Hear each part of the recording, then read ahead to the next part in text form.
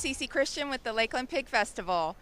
This is our annual barbecue contest in Lakeland, Florida, and we have about 30,000 people that come to our event, 150 cook teams, 50 kids queue teams or more, and we have wonderful sponsors like Public Supermarkets. I think you can see their truck in the background. We have lots of vendors here. The barbecue teams are selling their barbecue, and all the proceeds are going to charity. They're going to the Junior League of Greater Lakeland's literacy projects and also Girls Inc. for their after-school programs. Want to thank our sponsors Hershey's and Publix, Publix Charities, and Budweiser, Coca-Cola. Those are our major sponsors. And we have lots of sponsors that have come from all over the United States to come to our VIP party, which will be held tonight. We have entertainment on 2 live stages, and we have over 200 volunteers out working today. How long does it take to put it together? We start Wednesday, laying the groundwork. Actually, the fencing came out on Monday, so it's taken about a week to really get it together. Teams started rolling in on Thursday morning, and we're almost set up to open at 5 o'clock tonight. This is a year-round project. We start planning for the next year about 2 weeks after the event. We'll have our wrap-up meetings and go from there. We take a little bit of time off in the summer, and then we start going strong in August. That's when all the pictures start. They're serious about this stuff now. Yeah, there you go. Mr. Driver. I mean, this is good.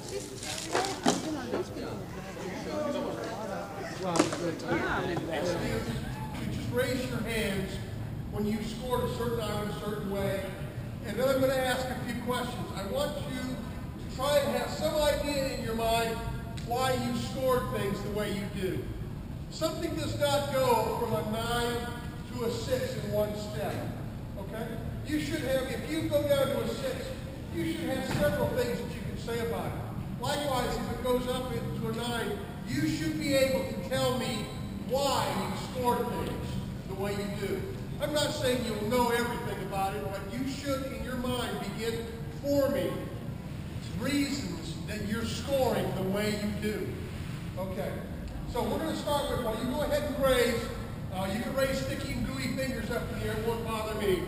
For entry number 101 in chicken, how many of you scored 9? Raise your hands. Okay. Now, what I'd like for you to do as we talk about these numbers is kind of look around and see what others have scored. The 9s, we only had a couple of hands raised for appearance of 9. In tenderness. No, let's go back. I'll do it the other way. How many 8s in appearance? How many 8s in appearance? Look around, guys. Put your hands. 7s. Lots of them. 6s. Several of them. 5s. 4s. None. 3s. 2s. Any 1s? Guys, y'all done such a good job, I guess we can go home now, right? You did a great job. All right. In tenderness, a 101. How many 9s in tenderness, 101? How many 8s? A few 7s. Several. 6s. Bunch of 6s. 5s. Several. 4s. 3s. 2s. Any 1s? Okay. Again, ladies and gentlemen, kind of look around. Those of you in the front, kind of look back to see what your fellow judges and how you rate yourself. This is a self-evaluation, okay? I don't expect every one of you to have the same score. But if you're the only one that has that score, this is your opportunity to evaluate. Okay. In an out case, how many 9s? 8s. Now this is 101. 8s. 7s. We're we're doing taste on 101. We're doing taste on 101. Eights. One more time. Eights. Sevens. Sixes. Fives. Fours. Threes. Twos. Any ones? All right. Now, 102. We're going to start on 102 now. And we're going to come around and clean up. Hey y'all, this is Chris Hall, aka Big Ugly from Three Eyes Barbecue. We had fortunate enough to be 2012 KCBS Team of the Year last year. We cooked 33 contests. Out of those 33 contests, we finished with 11 grand championships and 6 reserve grand championships, and somewhere around 50 or 60 category calls within the contest. It was a good year for us. 2013 looks to be another good year for us, but we're not going to rest on our laurels. We're going to come out swinging. We're down here in Lakeland, Florida at Lakeland Pigfest. Wonderful Lakeland, Florida in January. You can't beat it when you're comparing to the snow up in Baltimore right now. Starting the year off right, we got no points. We're way down the numbers, no expectations. We'll do it just like we did last year, one contest at a time. Hopefully this year will be a success for us. As long as we're safe and healthy and happy, we'll probably cook 19 or 20 contests this year. The rest of the team consists of Diva Dan Hickson, the pitmaster, Dan McGrath, third member of our team, Eric Fraser is the fourth member, and then we have Tracy Hickson, our support staff and chief of security. She takes care of all the rub sales for us online and through our website, which is www.3eyesbarbecue.com. My son Jason over here is helping us out in Lakeland this weekend. He's a part-time member, full-time pain in the butt, but all the kids are these days. We wish everybody good luck this year, and hope everybody has safe travels when they're going out to the comps, and we'll see you all out there on the trail. Hi, I'm Mary Quillian. We're at Pigfest in Lakeland, Florida, and we're just judging the kids' queue here, and we judged steak and chicken. It was excellent. These kids some of them are very small and amazing cooks. Okay. All the kids did a wonderful job. Everything was delicious, and we appreciate their efforts. Thank you.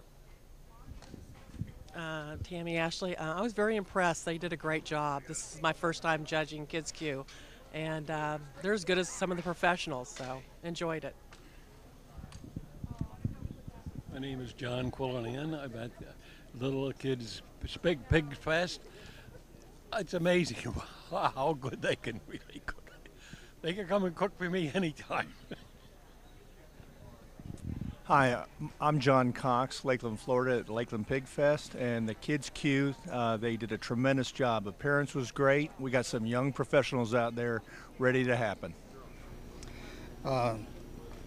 Chicken number 1, I tasted a lot of the sauce more than the meat. The texture was a little tougher for me. Number 2, very sticky glaze on that. Didn't get much of a taste out of the chicken. It was kind of dry. Number 3 was the best one that I liked. The taste was very good. The meat was juicy. The texture was just right. Chicken number 5, again another good one, but the taste wasn't quite as good as I expected it to be. Number 4 was the worst one that I had. It almost tasted like a boiled chicken, not very much taste to it at all. And the last one, number 6, again, that was a pretty good one.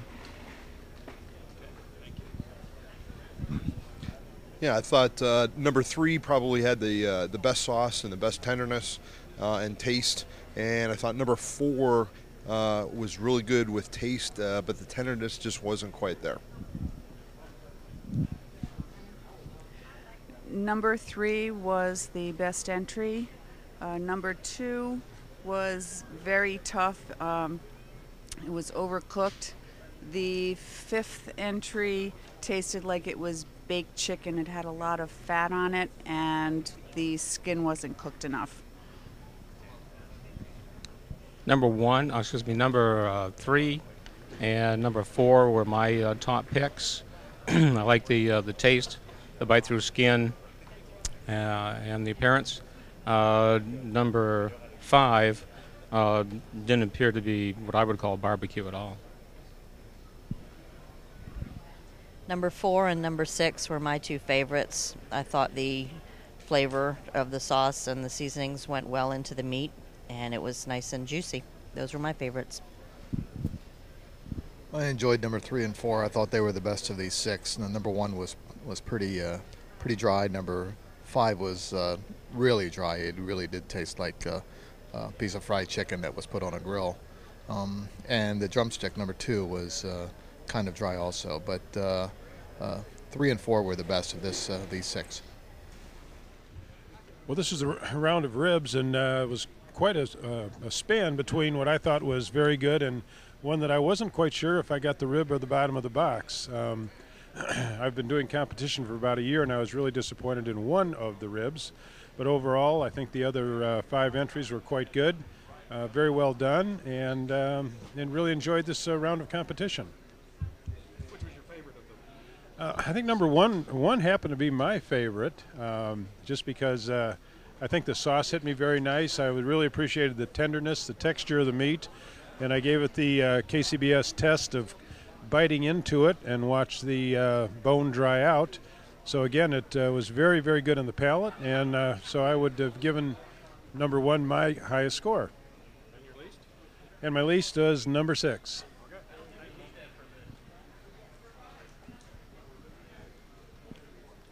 Well, overall, I think we got pretty consistent ribs. My favorite was number 1. Tenderness was spot on, pulled away from the bone, and bone dried up. Sweetness was there, but it wasn't overpowering. Rib number 3 had good tenderness, but it was way too sweet. Had the barbecue sauce completely overwhelmed the meat. Number 2 I thought was okay. It lacked a little bit of flavor. In particular, I thought probably number 6 was my least favorite rib. My favorite was number 1. I scored it. That was the highest score for me. It was very tender. It was a little bit sweet. It had a lot of flavor to it. It was a good rib. My least favorite was number 5. It was dry and it was lacking.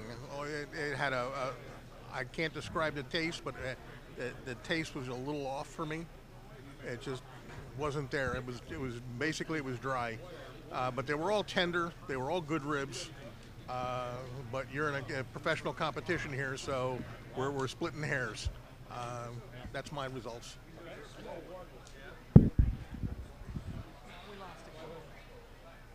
Well, my favorite was also number 1.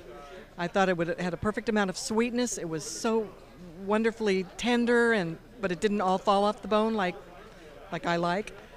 My least favorite was actually I had 3 least favorites, and they were the last 3 I tasted. Number 6 was probably my least of the least favorites, but they were all done very nicely. They all had nice tenderness. It really got down to, like he says, splitting hairs, and it was down to the flavor. And my least favorite were the last 3, but boy, was number 1 yummy. My personal favorites are 1, 2, and 5. 5 had a good smoke flavor to it. 1 and 2 was awfully good also.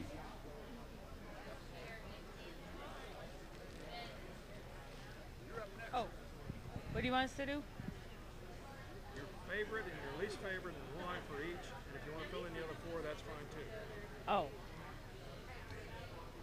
Well, my favorite was number 2 because it had the best flavor and it was cooked the closest to not being mushy. And my least favorite was number 3 because it was too dry, flavorless. And number 5 down here tasted like lighter fluid, but I still thought 3 was worse. My favorite was number 2 also. It had a good flavor, good spices. Then my least favorite was number 6. I didn't think it had much flavor and it was overcooked. My favorite was number 3. I felt it had good taste, texture, was just enough moisture, good blend of seasonings. I believe my worst was number 5, just entirely over smoked. Texture was there, but the smoke just overdid. And my favorite was number 4. It had the best texture, the best flavor to me. Very moist. The meat was just about perfect in my mind. My least favorite was number 5. It had an aftertaste that I still haven't figured out what it is, and it wasn't good. Do I need to push a button? My favorite was number 1. I found it was tender, had the mild flavor. And my least favorite was number 5. It had a different flavor, not sure what it was, and I found it not to be as tender as it could be. Number 4 was my favorite. It had a it was very tender. It pulled apart nicely, and had a very interesting flavor to it. Something unique, something I'm not really expecting during brisket. Had a little sweetness to it. Very good piece of brisket. Number 2 is my least favorite. It was tough, dry. It's unfortunately everything you dread when you're judging brisket. It's one of the hardest categories to judge, but number 4 is a good piece of brisket.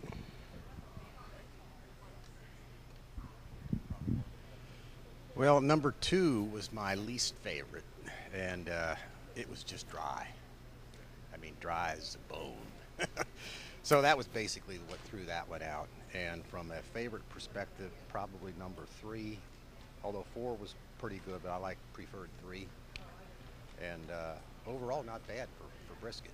But number 6 was cut a little too thick, made it a little too roast beefy, but number 2 was dry. Okay.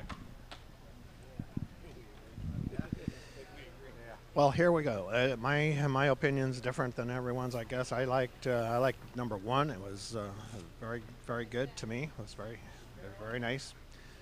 Followed by number 5.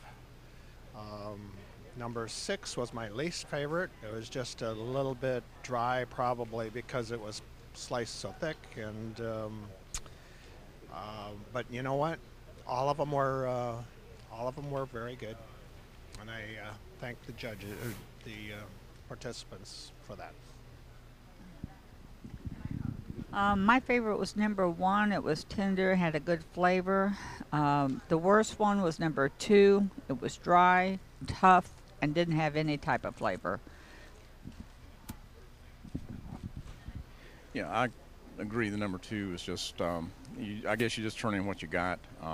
It probably wasn't their happiest day, one way or the other. I happen to like number 3 the best. It seemed to be, to me, it worked well. But all in all, it was pretty good brisket. And you know, certainly, as brisket goes, they did really good. Everybody's pretty even on this one. You're on. Okay, good morning. My name is Jim. I'm being filmed by Mark, and we're going to show you today how to make a calamondin pie. A calamondin pie is similar to a key lime pie, but it uses the calamondins in place of the key limes.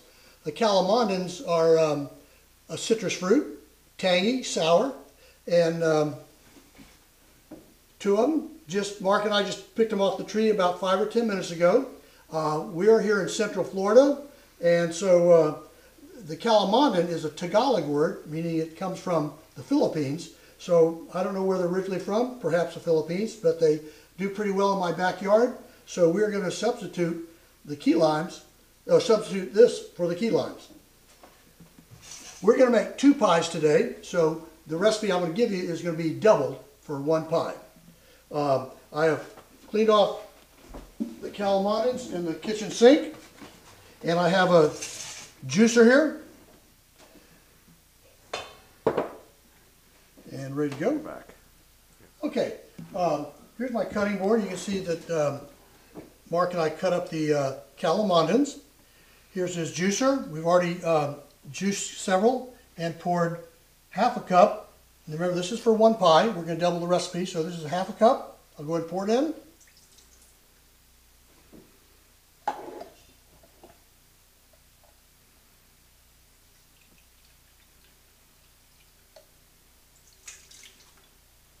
That's 1 cup and a little bit extra. Okay. Okay, just a little bit extra because it. And so there we have about 1 cup of the calamari juice. And these extras, we're going to squeeze them and freeze them, which are easy to do. Okay. Remember the recipe for this is the calamari juice. We have 1 dozen eggs. For each pie, it's 6 egg yolks. So we need to separate the egg yolks from the egg whites. And we're going to show you how we do that. Can of sweetened condensed milk, 14 ounces. You get any grocery store. And the store-bought pie crust. We have 1 graham cracker crust, and one we're going to try the vanilla wafer crust. So we'll do 1 of each and see which one we like the best. Go with the egg. Egg.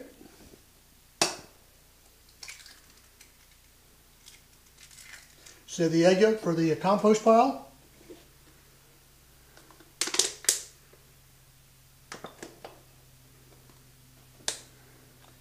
And we already done 1 egg yolk ahead of time.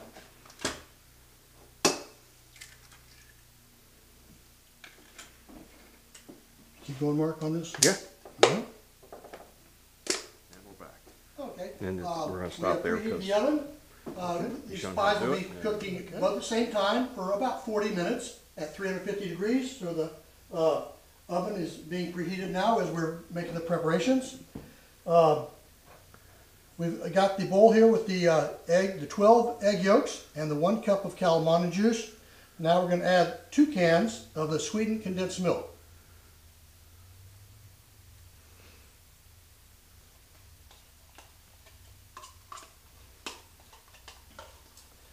Now if you're wondering what to do with the egg whites, you can fry them up, feed them to Fido, or you can make pancakes.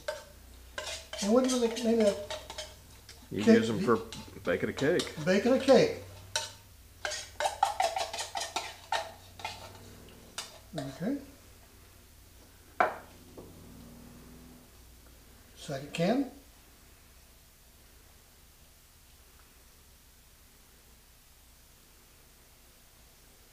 You're not supposed to play with your food, but I'm going to see if I can write Mark in here. Mark? No, I ran out of room. Didn't work. Forget that. Plan ahead. I've also always wondered why people say plan ahead. Why don't they just say plan? You can't plan behind.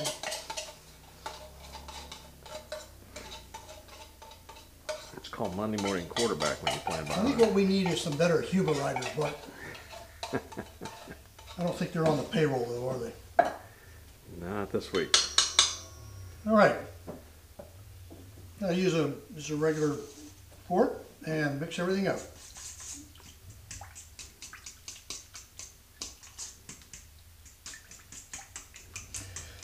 Make sure I'm breaking all the egg yolks.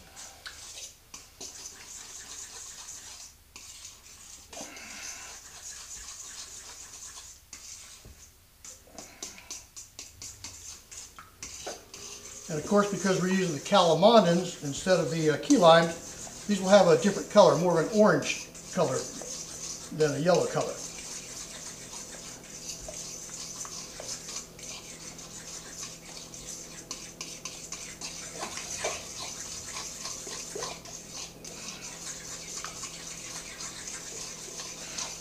What do you think, Mark? I believe that's mixed. Okay. Mix it.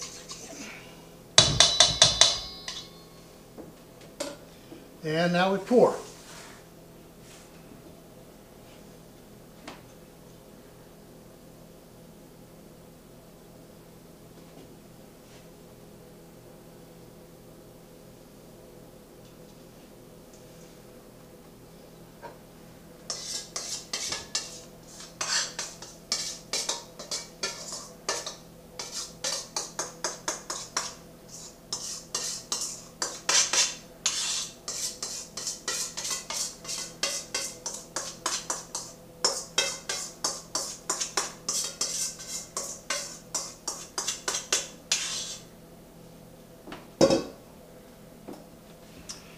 Okay, I think we're ready to put them in the oven, and we've got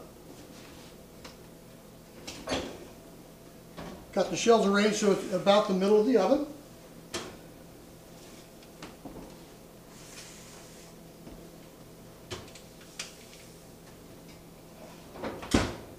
And it's 11:20, so we'll give them 40 minutes. So it'll be right at noon. They should be ready.